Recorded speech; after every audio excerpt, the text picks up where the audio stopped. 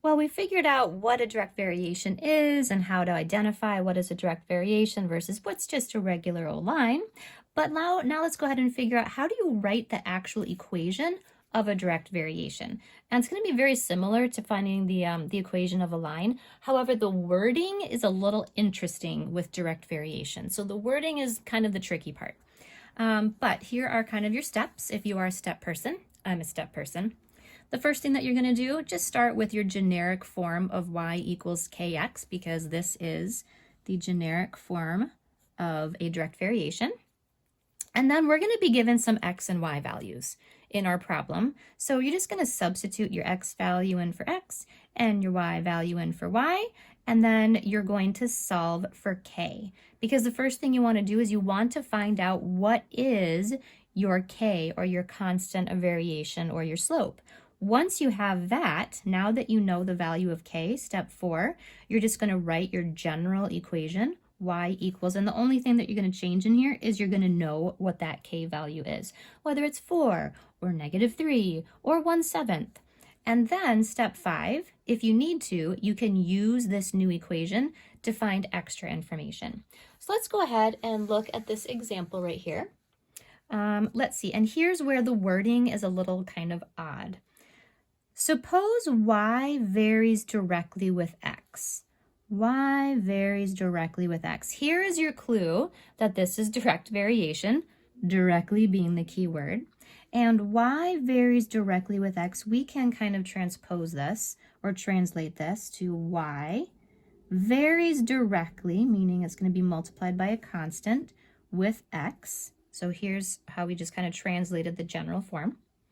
And when y equals 10, I know that x equals -2. That is the information I'm given.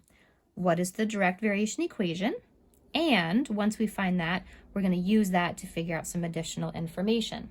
So let's start with step 1. Write the general form. Y equals kx. I know it's a direct variation. I'm told that, so it's going to be in this form. Now I just need to figure out what k is. Substitute, so step 2, substitute my x and my y value. Well, x is -2 and y is 10. So I'm going to replace y with 10. Okay, I don't know. And x is -2. Okay, now I'm just going to go ahead and solve for k. I'm going to divide everything by -2, and I'm going to get k equals 10 divided by -2, which is -5. K is -5. That is my constant of variation. All right, now I'm going to use that to substitute k in and find my equation. So my y and my x still stay the same, but my k value is now -5. So this is my equation. Y equals -5 times x. My slope is -5, and it's going through the origin. Now, if necessary, I can use this equation to find additional information. And indeed, my problem is going to help me find additional information. It says, what is the value of y when x is -15? Well, all I have to do is plug in x equals -15, and now I can solve for y. So y equals -5 times -15. And let's see, 15 times 5, that's going to be a positive 75. So y equals positive 75. So that's kind of a very easy way of finding what is going to be your equation.